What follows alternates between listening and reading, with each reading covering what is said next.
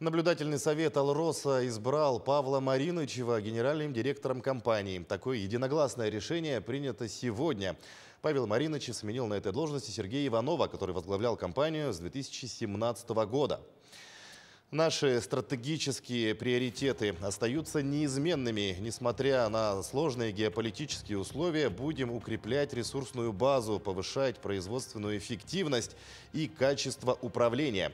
Особое внимание, как и прежде, необходимо уделять развитию кадрового резерва «Алроса», а также вопросам промышленной и экологической безопасности, отметил Павел Маринычев.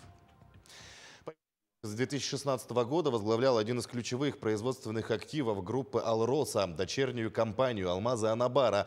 Ранее занимал должность первого вице-премьера Якутии, на которой более 6 лет курировал вопросы геологии, недропользования, промышленности, жилищно-коммунального хозяйства, энергетики и строительства. С 2014 года входит в кадровый резерв управленческих кадров президента России.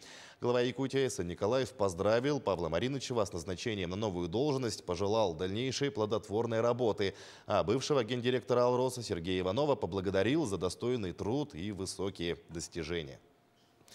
На эту неделю намечен ежегодный корпоративный форум компании «Алроса». На хозактиве обсудят итоги деятельности компании за прошлый год, а также планы, ключевые проекты и инициативы на будущее. Особое внимание уделят позитивным изменениям, которые они несут для компании и ее акционеров, крупнейшим из которых является Якутия. «Алроса» остается крупнейшим работодателем республики, а налоги и дивиденды, поступающие от алмазодобывающей компании, обеспечивают существенную часть доходов бюджета республики. Если сопоставить объем поступления от компании с выплатой зарплат работникам бюджетной сферы, то примерно каждый третий рубль в зарплате учителя или врача в регионе – это «Алроса». Компания, начиная с 2017 года, увеличила свои налоговые платежи на 33% по сравнению с таким же предыдущим периодом.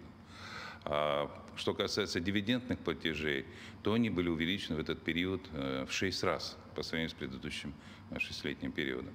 И в целом за этот период компания выплатила около 400 миллиардов рублей налоговых и дивидендных платежей в государственный бюджет республики, что на самом деле равно почти рыночной стоимости самой компании. Вот эта высокоэффективная деятельность компании была результатом выстроенной правильной стратегии развития компании и высокоэффективному управлению оперативной деятельности.